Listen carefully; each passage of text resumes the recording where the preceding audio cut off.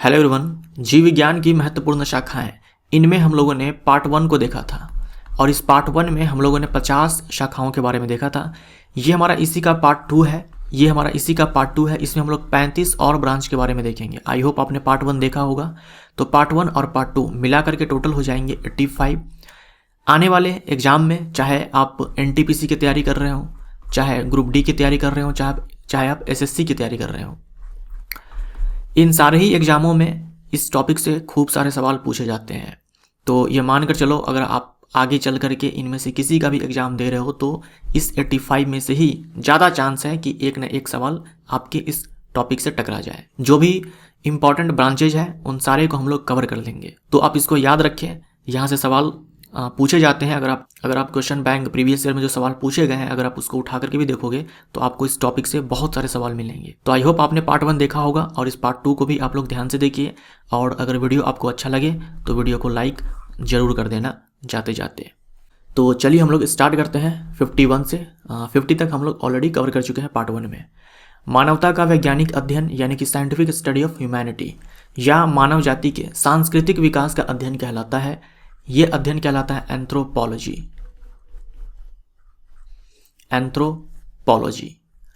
मकड़ियों का अध्ययन कहलाता है, मकड़ियों के बारे में पढ़ना ये कहलाता है जूलॉजी के जिस ब्रांच में मकड़ियों के बारे में पढ़ा जाता है उसे बोलते हैं एरेक्नोलॉजी।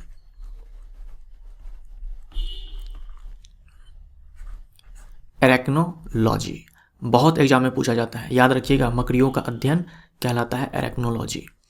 स्तनधारियों का अध्ययन क्या कहलाता है? स्तनधारी यानी कि मैमल्स। तो मैमल्स के बारे में स्टडी करना ये कहलाता है मैमेलॉजी। जूलॉजी का ये ब्रांच हो गया। अस्थियों या कंकाल तंत्र का अध्ययन कहलाता है, हड्डियों के बारे में पढ़ना, कंकाल तंत्र के बारे में पढ़ना, ये कहलाता है ऑस्टियोलॉजी। जब भी ये आपको शब्द दिखे ऑस्टियो तो समझ जाना कि अस्थि से संबंधित है, जैसे ऑस्टियोसाइट मतलब अस्थि कोशिका। उभयचर के बारे में अध्ययन करना कहलाता है, एम्फीबियंस के बारे में अध्ययन करना, उभयचर के बारे में अध्ययन करना कहलाता है हर्पिटोलॉजी। बहुत एग्जाम में पूछा जाता है, उभयचर के बारे में अध्ययन करना कहलाता है हर्पिटोलॉजी।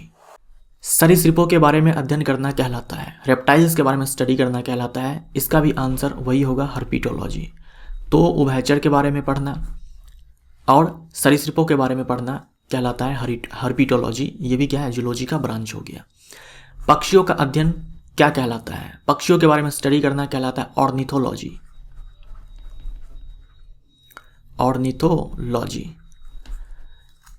तो हर्पिटोलॉजी, ऑर्निथोलॉजी एग्जाम में बहुत पूछे जाते हैं। आप अच्छे से ध्यान में रखिएगा ऑर्निथोलॉजी। एंजाइम्स या जैव उत्प्रेरकों का अध्ययन कहलाता है। जो एंजाइम्स होते हैं वो क्या होते हैं? बायो कैटालिस्ट होते हैं, बायोलॉजिकल कैटालिस्ट होते हैं, जो रिएक्शन के रेट को बढ़ा देते हैं। तो इनके बारे में स्टडी करना कहलाता है एंजाइमोलॉजी। कीट पतंगों का अध्ययन कहलाता है, बहुत पूछा जाता है। इंसेक्ट्स के बारे में स्टडी करना कहलाता है एंटोमोलॉजी। कीट पतंगों का अध्ययन करना कहलाता है एंटोमोलॉजी। रुधिर यानी कि ब्लड, तो रुधिर से संबंधित बीमारियों और इसके इलाज के बारे में अध्ययन करना क्या कहलाता है? हीमेटोलॉजी।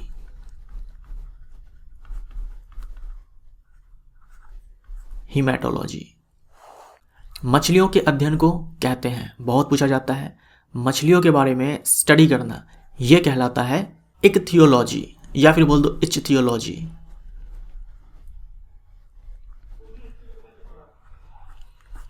इच्थियोलॉजी बोल दो या फिर इक्थियोलॉजी बोल दो, एग्जाम में बहुत रिपीट होता है। ऑफियोलॉजी में किसका अध्ययन होता है? ये भी एग्जाम में बहुत पूछा जाता है। सांपों का अध्ययन होता है, स्नेक्स का अध्ययन होता है।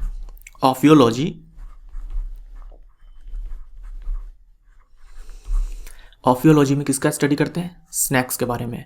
तो जो अभी आपने देखा हर्पिटोलॉजी, जिनमें हम लोग सरीसृप के बारे में पढ़ते हैं, तो हर्पिटोलॉजी जूलॉजी का पार्ट हो गया, ऑफियोलॉजी हर्पिटोलॉजी का पार्ट हो गया। पेशियों का अध्ययन क्या कहलाता है? पेशियों के बारे में पढ़ना, मसल्स के बारे में पढ़ना, ये कहलाता है मायोलॉजी। ये भी एग्जाम में बहुत पूछा जाता है। आणविक स्तर पर जंतुओं की रासायनिक अध्ययन क्या कहलाता है? मॉलिक्यूलर लेवल पर जाकर के एनिमल्स के बारे में कि वो कैसे केमिकल से कंपोज्ड हुआ है, इन सब के बारे में स्टडी करना मॉलिक्यूलर बायोलॉजी कहलाता है। मॉलिक्यूलर बायोलॉजी, मॉलिक्यूलर बायोलॉजी आणविक स्तर पर जंतुओं की रासायनिक अध्ययन को पढ़ना मॉलिक्यूलर बायोलॉजी में होता है। दांतों से संबंधित अध्ययन को कहते हैं, दांतों से संबंधित अध्ययन को कहते हैं ओडोंटोलॉजी। ओडोंटोलॉजी। त्वचा, बाल और नाखून संबंधित अध्ययन को कहते हैं डर्मेटोलॉजी। डर्मेटोलॉजी।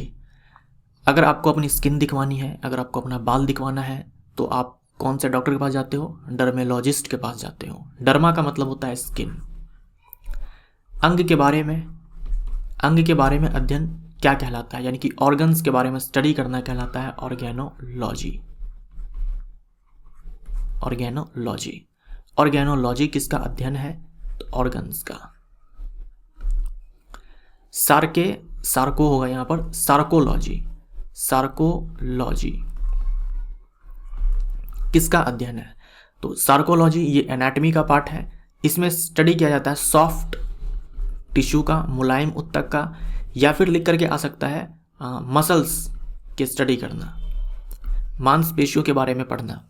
तो मांसपेशियों के बारे में पढ़ना अगर आपसे ये पूछ दे कि क्या कहलाता है, तो हो सकता है विकल्प में मायोलॉजी, जो भी आपने थोड़ी देर पहले देखा वो ना हो, उसके स्थान पर हो सार्कोलॉजी। तो सार्कोलॉजी भी लिख करके आ सकता है, मायोलॉजी भी लिख करके आ सकता है, मसल्स के स्टडी करने के बारे में अगर पूछ दे तो। टॉक्सिकोलॉजी। टॉक्सिन का मतलब होता है जहर, ठीक है, टॉक्सिन का मतलब जहर होता है। तो टॉक्सिकोलॉजी किसका अध्ययन है? जहर के बारे में। जहर और उनके प्रभावों के बारे में स्टडी करना कहलाता है टॉक्सिकोलॉजी। टॉक्सिन के बारे में हम लोग इसमें स्टडी करते हैं कि जहर और उनके क्या प्रभाव पड़ते हैं टॉक्सिकोलॉजी में। रुधिर सीरम का अध्ययन क्या कहलाता है? Blood serum. ब्लड सीरम हम बोलते किसको है?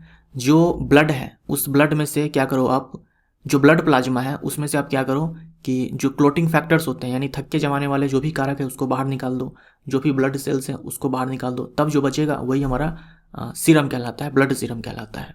तो इसके बारे में स्टडी करना कहलाता है सीरोलॉजी। सीरोलॉजी। भोजन और पोषक तत्वों का अध्ययन कहलाता है, भोजन और पोषक तत्वों का अध्ययन कहलाता है ट्रॉफोलॉजी। ये एग्जाम में पूछा जाता है काफ़ी, ट्रॉफोलॉजी। वायु जनित जीवों का अध्ययन कहलाता है। वायु जनित जीवों का मतलब ऐसे जीवों का अध्ययन करना जिनका ट्रांसपोर्ट वायु के जरिए हो जाता है। इसमें हम लोग पॉलेंस के बारे में पढ़ते हैं, क्योंकि पॉलेन भी क्या है, एक स्थान से दूसरे स्थान तक पहुंच जाता है। इसमें हम लोग उन सारे कवक के बारे में, बैक्टीरिया के बारे में, विषाणु के बारे में, स्पोर के बारे में, बीजाणु के बारे में, इन सब के बारे में स्टडी करते हैं जो एयरबॉर्न होते हैं, या फिर बोल दो जो एक स्थान से दूसरे स्थान तक वायु के जरिए चले जाते हैं, वायु के द्वारा ट्रांसपोर्ट हो जाते हैं। तो इन सब के बारे में स्टडी करना, ऐसे जीवों के बारे में, ऐसे लाइफ के बारे में स्टडी करना जो वायु के जरिए एक स्थान से दूसरे स्थान तक ट्रांसपोर्ट हो जाते हैं, कहलाता है एरोबायोलॉजी। एरोबायोलॉजी ये एग्जाम में पूछा जा चुका है। आर्थ्रोलॉजी किसका अध्ययन है? आर्थ्रोलॉजी। आर्थ्रोलॉजी संधियों के बारे में अध्ययन करना, या फिर बोल दो जोड़ों के बारे में अध्ययन करना, या फिर बोल दो जॉइंट्स के बारे में स्टडी करना। जॉइंट्स, जो हमारे बॉडी में जॉइंट्स है, जैसे कि नी है, केहूनी है, घुटना है, तो ये सारे जॉइंट्स हैं। तो इन जॉइंट्स के बारे में स्टडी करना कहलाता है आर्थ्रोलॉजी। आर्थराइटिस आपने सुना होगा, है ना, जो आर्थराइटिस है वो जॉइंट्स की प्रॉब्लम है। कार्डियोलॉजी किसका अध्ययन है? कार्डियोलॉजी, जब भी ये शब्द आ जाए कार्डियो, कार्डियक, ये सारे, तो समझ जाना कि हार्ट से संबंधित है। तो कार्डियोलॉजी का मतलब होता है हृदय के बारे में पढ़ना। और जो डॉक्टर हार्ट का इलाज करते हैं, जो हार्ट के इलाज के लिए स्पेशलिस्ट होते हैं, उसे हम बोलते हैं कार्डियोलॉजिस्ट। जब शब्द आ जाए हिपैटिक, हिपैटो, इस तरह से, तो समझ जाना कि लीवर के बारे में है। तो हिपैटोलॉजी, लॉजी का मतलब स्टडी करना होता है, तो हिपैटोलॉजी मतलब लीवर के बारे में स्टडी करना, यकृत के बारे में।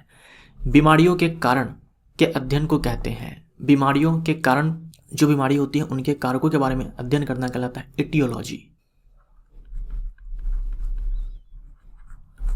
एटियोलॉजी। मादा जनन अंग के अध्ययन को कहते हैं, मादा जनन अंग के अध्ययन को कहते हैं गायनेकोलॉजी। गायनेकोलॉजी। जैसे किसी महिला को प्रॉब्लम है उनके जनन अंग में, मान लो प्रेगनेंसी में कोई प्रॉब्लम है, या फिर उनका जो रिप्रोडक्टिव पार्ट होता है उनमें कोई दिक्कत है, मेंस्ट्रुअल साइकिल को लेकर के कोई दिक्कत है, तो वो जाती है गायनेकोलॉजिस्ट के पास। तो जो माता जनन अंग है उनके बारे में स्टडी करना कहलाता है गायनेकोलॉजी। कैंसर के अध्ययन को कहते हैं, बहुत पूछा जाता है कैंसर के अध्ययन को क्या कहते हैं। तो कैंसर का रोकथाम कैसे किया जाए, कैंसर होता कैसे है, उनका इलाज कैसे किया जाएगा, इन सब के बारे में स्टडी करना कहलाता है ऑन्कोलॉजी। ऑन्कोलॉजी। ऑप्थेल्मोलॉजी किसका अध्ययन है? ऑप्थेल्मोलॉजी ये अध्ययन है आंखों के बारे में, आई का। छिपकलियों के अध्ययन को क्या कहते हैं? ये भी एग्जाम में बहुत पूछा जाता है। छिपकलियों के अध्ययन को बोलते हैं सोरोलॉजी। सोरोलॉजी। बालों का अध्ययन कहलाता है, अभी थोड़ी देर पहले आपने देखा डर्मेटोलॉजी। डर्मेटोलॉजी, डर्मा का मतलब स्किन होता है, तो डर्मेटोलॉजी ये ज़्यादातर जाना जाता है स्किन के बारे में स्टडी करना, स्किन के स्टडी को लेकर के ज़्यादा जाना जाता है डर्मेटोलॉजी। लेकिन मान लो बालों का अध्ययन क्या कहलाता है, उसमें आपको विकल्प दिख जाए डर्मेटोलॉजी तो आप इसको टिक मार देना। लेकिन मान लो आपको दिख जाए ट्राइकोलॉजी, ट्राइकोलॉजी, तो ट्राइकोलॉजी होता है बालों का अध्ययन करना। तो अगर डर्मेटोलॉजी है तो इसको टिक मारो, ट्राइकोलॉजी है तो इसको टिक मारो, अगर दोनों है तो आप इसको टिक मारना बालों के अध्ययन को लेकर के।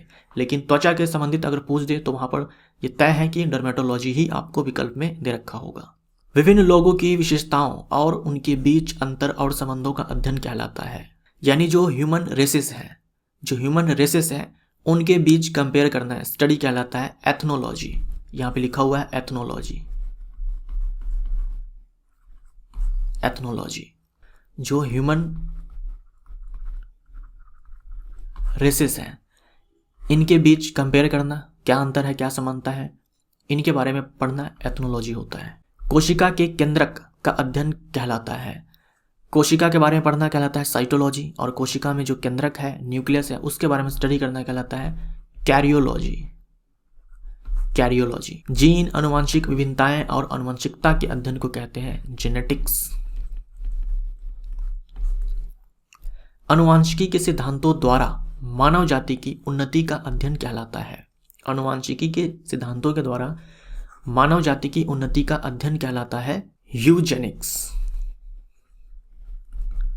यूजेनिक्स, ये याद रखिएगा एग्जाम में पूछा जा सकता है। अनुवांशिकी के सिद्धांतों द्वारा मानव जाति की उन्नति का अध्ययन कहलाता है यूजेनिक्स। तो बस इतने आपको याद रखने हैं, ठीक है, इतने आपको याद रखने हैं। टोटल आपने 86 देखे, इस 86 में एक सवाल रिपीट हो गया था ऑर्गेनोलॉजी को लेकर के, तो टोटल 85 ही हुए। तो ये सारे ब्रांचेज जो है आप याद रखें, आपके एग्जाम में ज़्यादा चांस है इसी में से कोई एक जो है टकरा जाएगा। तो ये हमारा एक इम्पॉर्टेंट टॉपिक यहाँ पर समाप्त होता है। वीडियो अगर आपको अच्छा लगा हो तो वीडियो को लाइक ज़रूर कर देना। मिलते हैं अगले वीडियो में। Thank you so much.